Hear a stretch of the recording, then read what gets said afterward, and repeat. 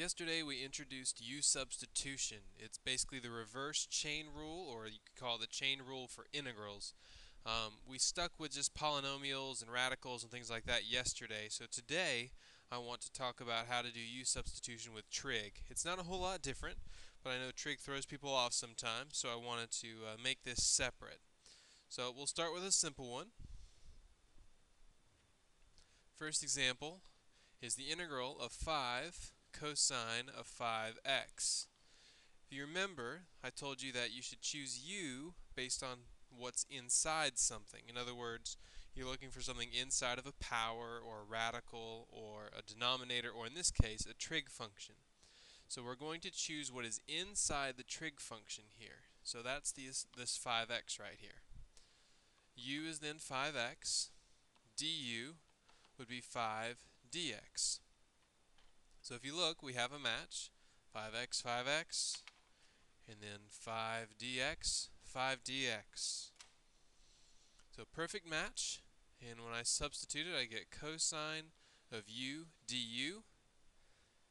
The antiderivative of that would be sine of u plus c. And my final step is to just plug the 5x back in. So, again, if you want to check yourself on this, you can always take the derivative of the answer using the chain rule, and you should get back what you started with, 5 cosine of 5x.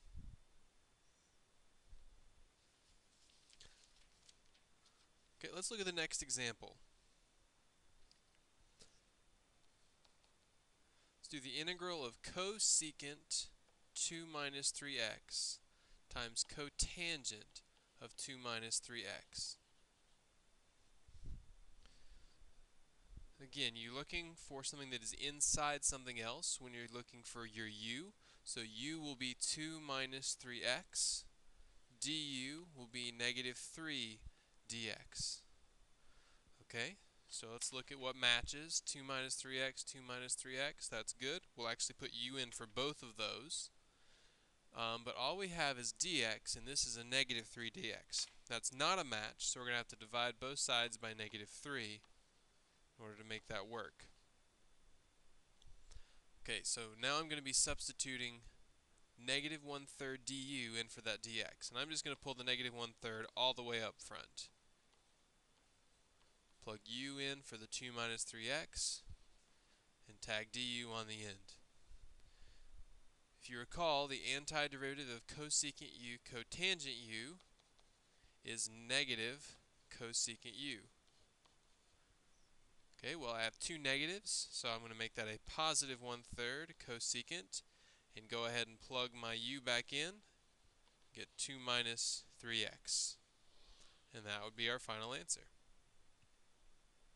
So notice on this one, I did have two u's in a sense. Both of those 2 minus 3x's got substituted for u.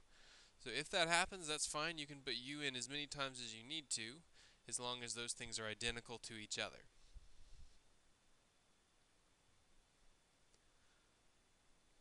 Okay, these next two examples are going to be a little different from the first two we did. First, we're going to look at the integral of cosine squared x times sine x. Alright, so let's think about what we did on the first two examples. I'm actually going to go back to them. First one, we had cosine of 5x. We chose 5x because it's what was inside the trig function. In our second example, we chose 2 minus 3x because that's what was inside the trig function, or actually functions in this case. Okay, well, this time there's just x inside. So actually I want to show you why that's not a good idea to use x on the inside. So I'm going to use red just to point out that what I'm doing is not going to work.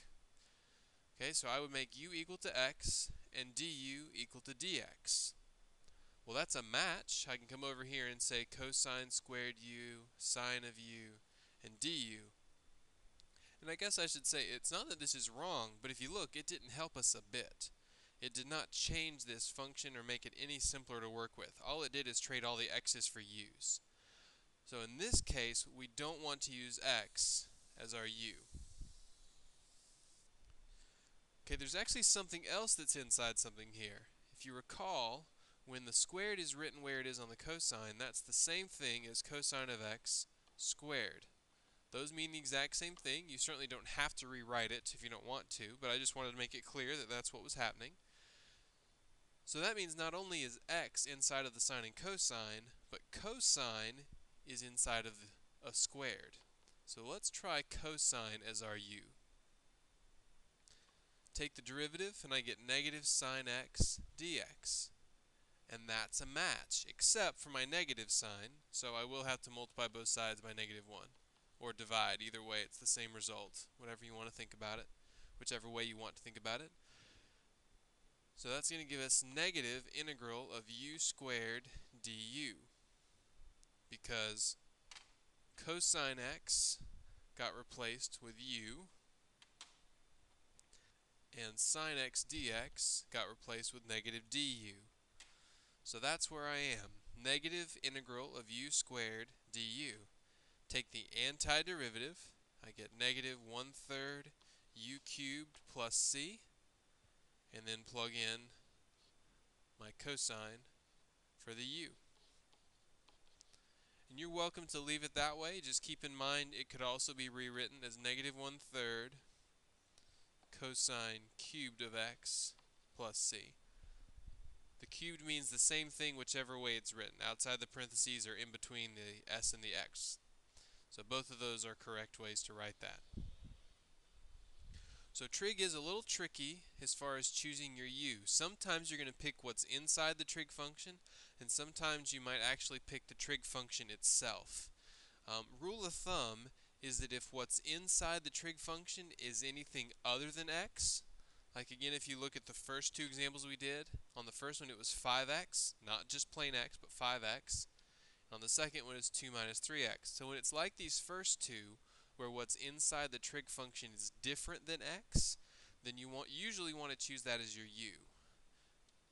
But if it's like this last one where it's just plain x inside the trig functions, that probably means you should pick one of the trig functions as a whole as your u, like we did here with cosine x.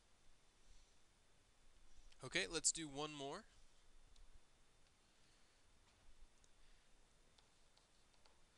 We're going to do the integral of cosecant squared x over the square root of cotangent x.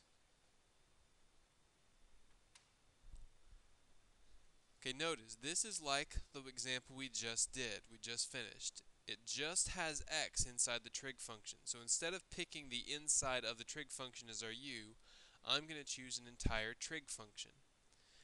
Right? Now, the truth is, sometimes you may pick wrong, and that's okay. The key is you've got to recognize that you have picked it wrong once you start working it out. Right? So if you notice, both of these really have an inside, because on top, cosecant is inside of a squared, and on the bottom, cotangent is inside of the square root. So it may not be immediately clear to you which one we should pick. Well, why don't we just pick both and see what happens?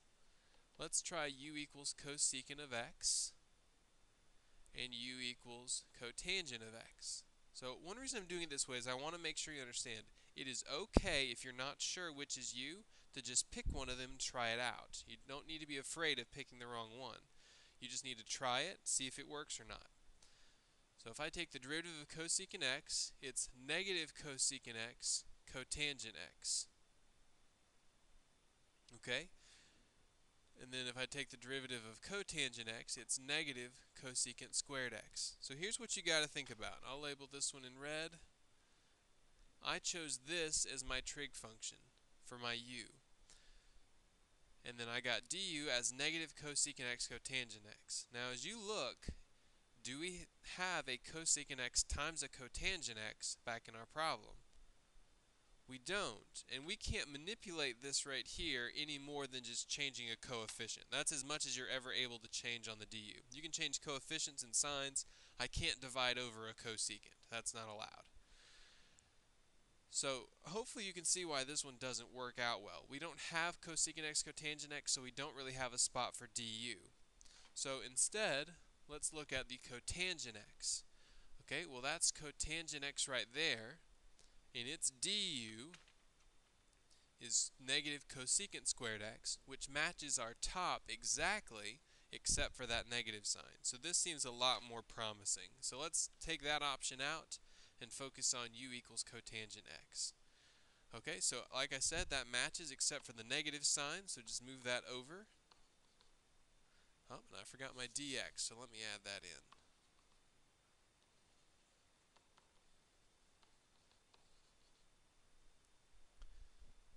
And move the negative sign over, sorry about that. So I end up with negative integral of du over the square root of u. That can be rewritten as negative integral of u to the negative 1/2 du. Keep in mind the square root is the same as 1/2, and if you bring it up top it's negative. So then I add 1 to the exponent and divide by that number.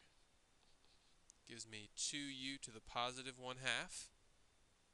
And my last step is to plug in for u, which is cotangent of x. Okay, there's actually several different ways you could write this one. You could do it that way. You could put the 1/2 in between right here. Or you could even write it as a square root. So any one of those three is fine. Just keep in mind they're all equivalent in case you see it differently than you have it on a multiple choice question. But all three of them are fine. There's no preference for me either way. Just let me say one other thing about choosing a u, and that is you're almost always going to pick what's in the denominator.